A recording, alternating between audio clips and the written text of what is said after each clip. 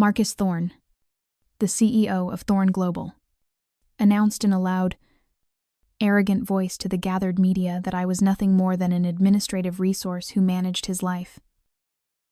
The vile detail was the way his gaze swept over the crowd, stopping only on me for a fraction of a second, a smirk of absolute satisfaction playing on his lips, knowing I was standing right behind him, the actual chief architect of the Skyline Tower. They expected tears, protests, or perhaps a quiet, professional resignation from the quiet, competent woman they called Eleanor Vance, the woman Marcus had spent 7 years systematically erasing from history. My hands didn't shake. I just smiled, a cold, thin expression that felt unsettlingly genuine.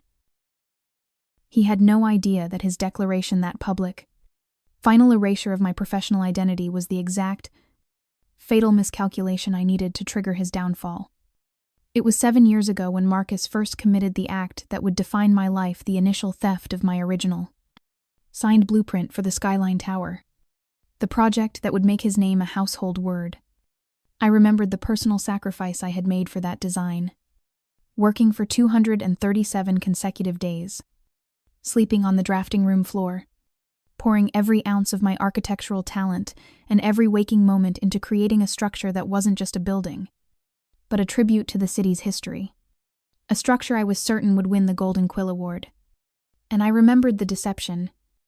Marcus sweeping into my office late one night, clutching the preliminary schematics, his voice thick with vile flattery, telling me I was his protégé, his true intellectual partner, insisting that he needed to present the initial pitch to the board because my quiet intensity might be misinterpreted as nervousness. I felt the vile contrast now, the deep, sick juxtaposition the week I was presenting the nearly finalized, beautiful architectural model, my magnum opus to the firm's partners. He was already forging my signature on the first land transfer documents, legally claiming my work as his personal property and paying me a bonus of $30,000, an amount he called generous seed money for my future. He didn't just steal a blueprint. He stole 7 years of my professional life. He thought that by burying me under the title of executive assistant, he could control me forever. He mistook my silence for weakness, and that parasitic arrogance will be his ruin. I watched him now, at the lavish pre-gala dinner, openly drinking expensive champagne and publicly taking credit for my meticulous scheduling of the entire event, something that was entirely administrative and utterly beneath him. He was performing his arrogance. The insult was palpable. He believed that controlling the flow of his canapés was the highest level of competence I could achieve. I remembered the second, deeper injustice, the moment he stole the credit for the entire concept, presenting my three-dimensional structural, rendering the one that utilized the innovative counterlever system to the city council as his own original idea. I remembered the personal sacrifice I was making at that time. Having spent my entire personal savings, $50,000, to secure the advanced engineering software required for that specific rendering, money I had been saving to put a down payment on a modest condo. And I remembered the specific, cruel gaslighting. He used to cover his theft. He stood in the doorway of my dark office after the presentation, placing his hand on my shoulder, looking me in the eye and declaring with false sincerity that true geniuses like us let the lesser minds handle the presentation. A lie meant to flatter my ego while he stole my intellectual property right under my nose. The vile contrast was overwhelming the day he was on the cover of Architectural Review for the counterlever system. I was moving into a tiny, overpriced studio apartment, living off instant noodles because my savings were gone, sacrificed for the software he claimed credit for. He didn't just steal an idea. He consumed my financial security and my professional identity. He is not a CEO. He is a thief, a parasite who feeds on the competence of others. He thought his fame insulated him from consequences. That hubris will be his fatal flaw. Eleanor, darling, stop polishing those useless canapé forks and come here. Marcus called across the room, demanding I perform a trivial task. Tell Mrs. Vance here what an absolute genius I am for securing this Golden Quill nomination. Go on. Flatter your boss. Mrs. Vance, the wife of a powerful board member, watched me with a mix of pity and discomfort. This was the deepest insult Marcus could deliver, demanding I recite his false accolades while publicly reducing me to a sycophantic assistant. I felt the memory of the cruelest injustice rising. The time he forced me to cover for his sheer incompetence during the most critical phase of the Skyline Tower foundation. I remembered the sheer terror and professional sacrifice I had to illegally sign 27 different structural waivers in the name of the junior engineer, working for 96 hours straight, without sleep, risking my entire career and future professional license to prevent Marcus's catastrophic, arrogant miscalculation from destroying the foundation and collapsing the entire firm. And I remembered the specific, sickening deception he used to coerce me. He promised me, swearing on the memory of his own deceased father, that he would finally put my name on the building dedication plaque, saying I was his secret weapon, and that true recognition comes later, when the legal danger is past. The vile contrast was brutal and clear. The week I was hospitalized for exhaustion from the 96 hours of continuous stress and effort, recovering from a severe case of burnout, he was using my signed, illegal waivers to finalize his first $10 million bonus payment for keeping the project on schedule. He didn't just steal my credit. He stole my health and my legal integrity. He thought he had me trapped, a terrified victim he could manipulate with false promises and veiled threats. He mistook my silence for compliance. That mistake will cost him everything. The insults continued, relentless and personal. Just last year, Marcus had stolen my presentation to the City Planning Commission, rebranding my entire architectural philosophy, one dedicated to sustainable, community-focused design, as his own shallow, market-driven ethos. I remembered the professional sacrifice I made for that presentation, missing my own father's memorial service because Marcus insisted I stay late to polish the slides, telling me the firm's reputation was the only thing that mattered. And I remembered the deception. He called me his ethical compass and said my father would have been proud of my dedication to the craft. Vile flattery used to make me abandon my grief. The vile contrast was a physical punch the morning I was sitting alone in my car, weeping outside the funeral home because I had failed my family.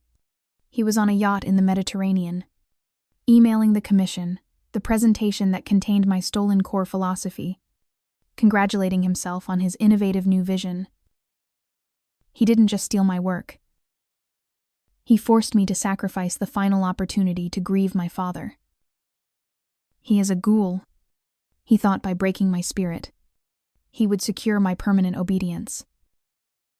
He was wrong. I walked toward the group, calm and unnerving. I would give him the theatrics he craved.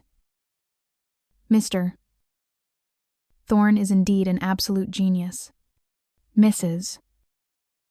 Vance, I said, my voice smooth, polite, and completely venomous. I feigned weakness for the trap, but not for the tower, which is structurally simple, despite its scale. He is a genius for understanding that an architect's greatest enemy is her own 237 days of sacrifice. He knew that the only way to steal a lifetime of work was to make the creator too exhausted to fight back. Marcus's smile froze on his face. He quickly tried to dismiss my dangerous comment, insisting I get him a coffee. He thought I was just being dramatic, still dismissing me. But I had already gathered all the emotional receipts. The time had come for the legal weapon. Actually, Marcus, I said, still smiling, ignoring the coffee demand, there is one thing you forgot to mention in your public statement just now. The one-page document I need you to sign before the award ceremony starts. The onlookers, now a small, curious crowd, watched the slow disintegration of Marcus's composure. The addendum to the final Skyline Tower blueprint. I continued, my voice retaining that absolute, unnatural calm. The addendum which accounts for the city's refusal to finalize the land acquisition for the final 50-square-meter parcel of land near the South Pylon. Marcus pallid, the color draining from his face as he realized what I was holding the final piece of evidence. He knew exactly what it was. I was presenting him with the original signed blueprint addendum, a document that proved he sold the critical final land parcel, which was non-negotiable for the Foundation's integrity, for a quick, personal cash injection, years before construction began. His public downfall was now inevitable. Marcus quickly snatched the one-page addendum from my hand, his face a sickening shade of white. He was breathing heavily, his arrogance momentarily replaced by sheer animal panic. He tucked the paper into his inner jacket pocket, a gesture so swift and desperate. It confirmed everything I needed to know: the document was real, and he was terrified of its contents. The immediate act of theft, his attempt to conceal the evidence, was simply an extension of the 7 years of intellectual and emotional robbery he had committed. He expected me to drop the issue, to retreat to the shadows and manage his frantic damage control. I just smiled the same cold, unnerving smile. The Skyline Tower was not the end of my revenge. It was merely the cornerstone. Marcus's deepest ambition was the Golden Quill Award, and the deepest scar he inflicted upon me was tied to his sabotage of my professional licensing exam, ensuring I could never compete with him. I remembered the personal sacrifice I made to prepare for that exam. I was tutoring architecture students 40 hours a week on top of my 60-hour work week to save the $5,000 needed for the official accreditation course and the exam fees. I lived on 4 hours of sleep for 6 months, and I remembered the deception. Marcus claiming to mentor me, demanding I take the exam during the firm's busiest quarter, telling me that true leaders prioritize their career over sleep. Eleanor, a vile lie that masked his plan to ensure my failure. The vile contrast was overwhelming the week I walked into the examination room, suffering from a severe stress-induced fever that blurred my vision and ruined my focus. He was using my tuition money, the $5,000 I had given him, to process the firm's payment to fly his new mistress to the Bahamas. He hadn't just sabotaged my exam, he had stolen the financial sacrifice I made for my future, ensuring I remained his under-licensed, underpaid resource. He is not a mentor. He is a predator who systematically crippled his competition. He thought by keeping me technically unqualified, he could perpetually control my professional destiny. That contempt will be his undoing. The public spectacle continued as Marcus attempted to regain his composure, pulling me roughly to his side, throwing his arm over my shoulder in a vile display of false possession. Eleanor is just being theatrical. My friends, he declared to the nervous onlookers. She's joking about the Foundation. Of course. She knows I rely on her entirely for my personal life management, not my architecture. The insult was calculated, reducing my genius to clerical competence, implying I had no architectural worth beyond fetching coffee. I remembered the profound injustice of the office sabotage incident, the time he had quietly deleted 2,000 hours of my conceptual modeling work from the firm's central server just before a major pitch, forcing me to pull another all-night marathon to recreate the files. I remembered the professional sacrifice I had to cancel my only scheduled weekend with my ailing mother to fix his destructive sabotage, knowing that those were the last precious moments I would spend with her. And I remembered the deception he told me, that accidents happen, and that he would personally ensure my heroism was rewarded. But instead, he used my recreated model to secure the deal and gave me a $30 gift card for a local coffee shop. The vile contrast was shattering the day I accepted the insulting $30 gift card for saving the $10 million deal. I was learning that my mother's health had taken a fatal turn, a turn I missed because he forced me to work. He didn't just sabotage my file. He stole my last moments of family connection. He is an animal who confuses destruction with destiny. He thought his public display of affection could obscure the 7 years of abuse. His hands on my shoulder feel like the final knot in the noose I built for him. I calmly extracted myself from his grip. My movement slight, but decisive, like the subtle shift of a tectonic plate. My quiet refusal to play the role of his doting assistant was palpable. Marcus quickly pivoted, searching the room for his most loyal sycophant, his vice president of operations, David, who immediately rushed over.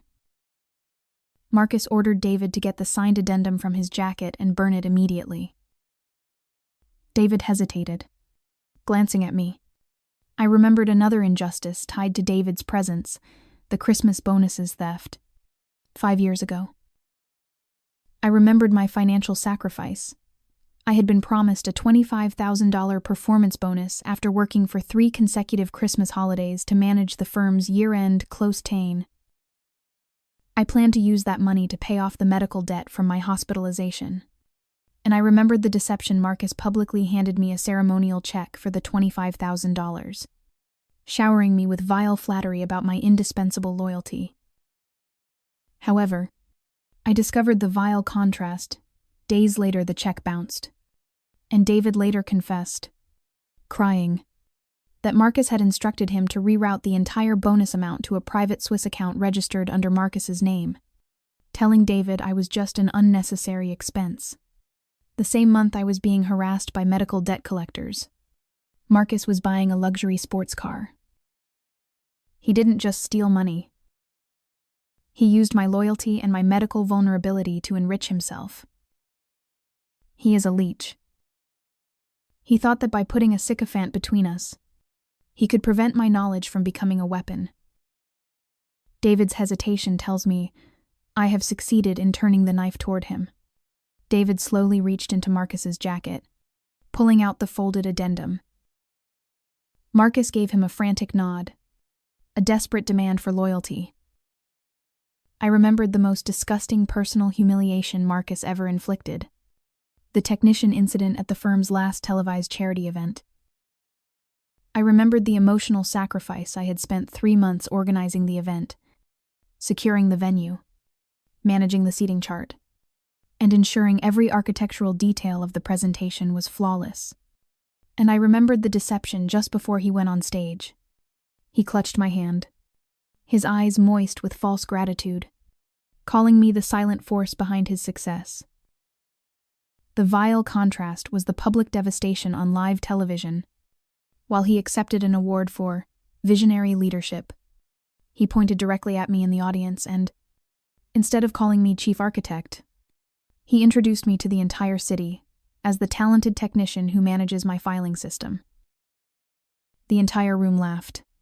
He intentionally reduced my genius to a clerical function, ensuring every person in my professional circle knew my place. He thought public humiliation would break me into absolute submission. I am not a technician. I am the architect of his ruin. He thought by mocking me publicly, he would secure his dominance forever. That laugh will be the sound of his collapse. I took a sip of my water, watching David hesitate, the single page of the original blueprint addendum trembling in his hand. David was an unwilling participant in Marcus's tyranny. I remembered the time Marcus had deliberately blamed David for his own colossal mistake on the Millennial Park project, making David take a $40,000 pay cut and a public demotion, all because Marcus needed a scapegoat for his arrogance. I remembered David's quiet, broken sacrifice. He accepted the demotion, choosing to protect his single mother's health insurance, which was tied to the firm's plan, rather than fighting Marcus's lie. And I remembered the deception Marcus promised David that the demotion was temporary and for the good of the firm. Vile flattery that tasted like poison. The vile contrast was undeniable the month David was forced into a tiny, windowless office cleaning up Marcus's administrative mistakes. Marcus was publicly celebrating the successful completion of Millennial Park, accepting yet another lucrative city contract. He didn't just ruin David's career, he exploited his filial duty. He thought he could manipulate David's loyalty indefinitely. But David has seen the truth of the parasite for too long. I made a subtle movement. A tiny nod I knew David was waiting for. David and I had met secretly many times over the last few months, and I had slowly, meticulously turned him into my key ally by showing him the pattern of Marcus's abuse. I remembered the time I secretly helped David secure the funds for his mother's emergency surgery after Marcus, with sickening callousness, had denied David's leave request. I quietly helped him liquidate a complex, non-performing firm asset that Marcus didn't even know existed, securing David the necessary $60,000 without anyone knowing. I made an ally not through flattery, but through quiet, hyper-competent competence. He now knew I was the only one who could truly save him from Marcus's toxic control. David looked at Marcus, then at me, then back at the piece of paper in his hand. His betrayal was not for sale. It was earned through 7 years of shared trauma. He made his choice. David did not burn the addendum. He took one step back from Marcus, his face pale but resolute, and quietly said, "Mr. Thorne, I resign. And I think the City Planning Commission needs to see this document immediately." The onlookers gasped. Marcus's face melted into pure, terrified disbelief. David, the sycophant, the man he thought he owned, had publicly abandoned him. David's public act of defiance, his sudden, resolute resignation, and his threat to expose the addendum cracked the arrogant veneer Marcus had carefully constructed for the last 7 years. Marcus, however, was too arrogant to see the fatal flaw in his own security. He expected David's rebellion to be an isolated incident, a temporary tantrum caused by stress. He was imagining me in tears, protesting that David had ruined the evening. I just watched him with an icy detachment that was my true shield. I was not there to react. I was there to execute. I remembered the pivotal moment 3 months ago, when I had executed the first major step of the trap, secretly meeting the city planner, Ms. Anya Sharma. I remembered the extreme professional sacrifice I made for that meeting, using one of Marcus's private jets, which he believed was still sitting idle on the tarmac, to fly the 7,000 miles to her private retreat, risking discovery and immediate professional ruin just to pass her the initial, coded warning. And I remembered the deception I told Marcus I had a severe 24-hour migraine, lying in the dark for an entire day, enduring his vicious insults about my weak constitution, while I was actually on a plane building the alliance that would destroy him. The vile contrast was sickening the day Marcus was publicly mocking my frailty on a firm conference call. I was sitting across from Miss Sayover, Sharma, providing her with the initial, damning architectural data showing the Skyline Tower's foundation was compromised, information that only the original architect could possess. He didn't just insult my health. He unwittingly paid for the very transportation that would carry his executioner to the target. He thought my silence meant submission. He was the most predictable subject I had ever studied. Marcus was now cornered, his jaw flexing visibly. He tried to reclaim control by focusing on the award. "This is absurd," he spat, his voice strained. "David is clearly having a breakdown. Eleanor, you need to call security and have him removed. You know how important this night is." He demanded that I solve his problem, expecting me to protect his premature celebration. I gently redirected the focus, using vicious politeness. "Of course, Marcus," I replied, my voice a soothing, deadly tone. "But first, we must address the 3 financial receipts that just appeared on the firm's central ledger, linked directly to the Skyline Tower Foundation. They suggest significant, unauthorized withdrawals this week." I remembered the immediate act of finding those receipts only 2 days ago, 3 damning financial receipts that proved Marcus was desperately trying to bleed the firm dry before his downfall. I remembered the personal sacrifice those receipts represented. They confirmed Marcus was siphoning money out of the firm's pro bono fund, the fund I personally managed. A fund dedicated to rebuilding the elementary school damaged by the last hurricane. A project I was passionate about. And I remembered the deception Marcus had sent out a memo 2 weeks ago, full of vile flattery, congratulating the firm on its social conscience and generous commitment to that pro bono fund, while secretly planning its liquidation. The vile contrast made me physically cold the same day he was publicly touting the firm's philanthropy. I was working until 2 a.m. with the school principal, promising her the rebuilding funds were safe, while he was executing the unauthorized transfer that would leave the children without a roof. He didn't just steal money. He stole hope from children and forced me into the role of a silent liar to a distressed community. He thought the complexity of his fraud would keep it hidden. His greed blinded him to the digital trail. I watched Marcus's eyes dart wildly around the room. He realized I was not just an architect, I was a financial weapon. A meticulous administrator who knew every hidden account, every back-channel transaction he had ever authorized. He attempted a vile piece of flattery to derail me. Eleanor, my brilliant resource. You're clearly overworked. This is just a slight accounting discrepancy, which you are so wonderful at managing. Let's focus on the award now, shall we? You look radiant tonight. I calmly refused the distraction. I look radiant because I am no longer carrying the weight of your secrets, Marcus. And this is not an accounting discrepancy. This is the third major piece of evidence that Ms. Sharma, the city planner, is waiting for. I remembered the third, deeply personal injustice I had endured just 6 months ago. The one that broke my last thread of loyalty, Marcus's contemptuous dismissal of my health. I remembered the personal sacrifice I had developed chronic stress-induced insomnia and anxiety due to the relentless professional pressure and the constant fear of being discovered for the illegal waivers. I couldn't sleep for days. And I remembered the deception when I finally mustered the courage to request a single week of medical leave, citing exhaustion and chronic pain. Marcus looked at me with cold contempt and said I was too fragile for leadership, and insisted I take a 1-hour yoga session instead of real help.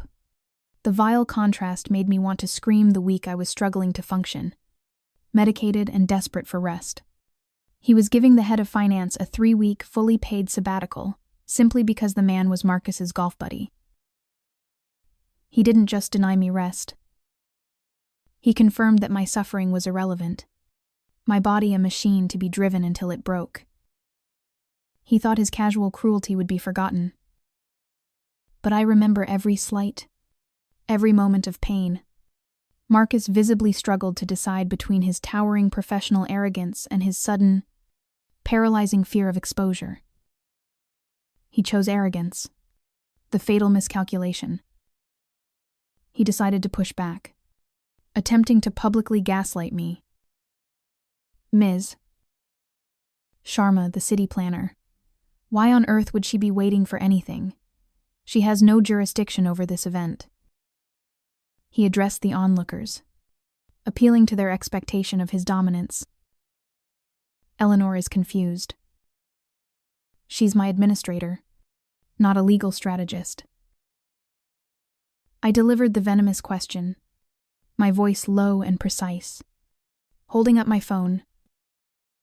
Is that what you told her 2 weeks ago when you attempted to strong-arm her into signing the final 50-square-meter land title? Marcus. The title that the city's council advised her cannot be signed, because the Skyline Towers Foundation, your foundation, encroaches on public utility lines. The room went silent. The onlookers, the powerful board members and their wives, were no longer nervous. They were horrified. Marcus's throat worked, but no sound came out. I took a deliberate step back, removing myself from his immediate vicinity. My silence was the final confirmation of his utter helplessness. I remembered the final, crucial step of the trap, securing the key third party, Ms. Sharma. During our last secret meeting just 1 week prior, I had flown back to her retreat again using the private jet he thought was grounded this time. Not just to pass the evidence, but to hand her the master key to the firm's entire digital vault. I made a solemn promise I would deliver the evidence publicly, at the gala, so she could legally seize the documents immediately, preventing Marcus from destroying the trail of fraud. He had no idea that while he was rehearsing his acceptance speech, I was placing the final, perfect trap around his neck. The silence in the pre-gala area was absolute, broken only by the nervous clinking of silverware on the empty buffet tables. Marcus was breathing shallowly, a cornered animal realizing the walls were not there to protect him, but to contain him. He had been expecting a quiet, final night of glory. I had delivered the first act of his public execution. He desperately tried to cling to the last vestiges of his professional pride. I remembered the professional injustice that was the ultimate display of his ego, his annual State of the Firm address, where he consistently failed to mention the names of his most vital employees, the people whose labor built his empire. I remembered the personal sacrifice this represented every year, for 5 consecutive years. I had spent the night before the address meticulously checking and rechecking the firm's legal compliance documents to ensure his arrogant, off-the-cuff statements wouldn't lead to lawsuits. And I remembered the deception he would pull me aside just before he walked on stage, showering me with vile flattery about my unerring loyalty and saying I was the real brain of the operation. Lies meant to keep me quiet for another year. The vile contrast was sickening the night I was sitting alone in the back row, drinking lukewarm water while he accepted thunderous applause. He was using his speech to announce a massive, non-existent profit figure that I knew, from the compliance documents I checked, was based on cooked books. He didn't just steal my credit. He exploited my moral compass and my loyalty to the firm's ethical standards to perpetrate fraud. He thought by excluding me from the spotlight, he would exclude me from the power. He mistook my competence for docility. Marcus finally found his voice, a high-pitched, desperate sound. "You're trying to destroy my career, Eleanor. After all I did for you, I made you." His outburst was the first sign of his public breakdown. I delivered the final emotional receipt with cold precision. "You made me a technician.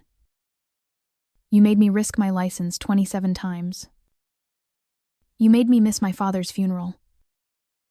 You did not make me, Marcus. You used me."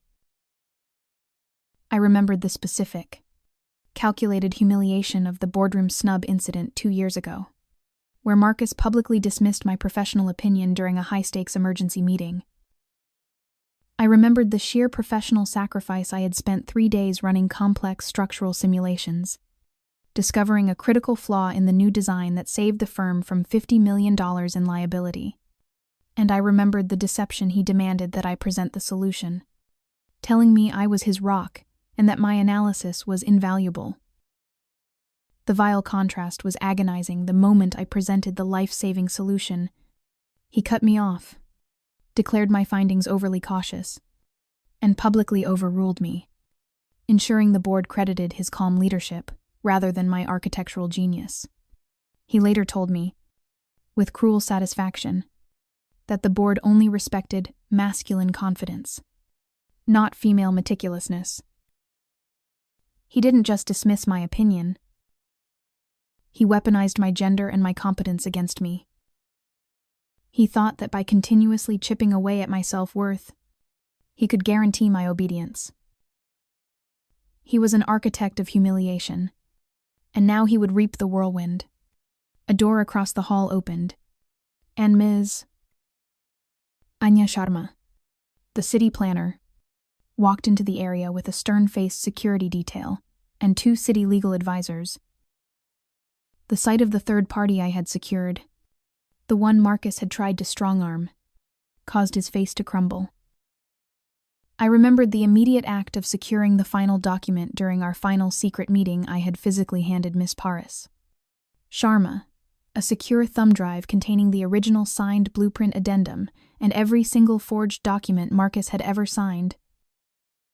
I remembered the quiet sacrifice I had secured that evidence over 7 years, knowing that if I was caught, I would lose everything: my job, my home, my freedom. And I remembered the final, crucial exchange. Miss Sharma told me that by handing over the evidence, I was finally reclaiming my identity, not just as an architect, but as an ethical professional. The vile contrast was the reason I was here, while Marcus was basking in the fake glow of the Golden Quill nomination. I was putting my life on the line to uphold the ethics he systematically destroyed. He thought he could buy the city planner's silence. He thought his fame protected him. He had no idea that I was the one who was truly untouchable. I delivered the final, fatal blow. Ms.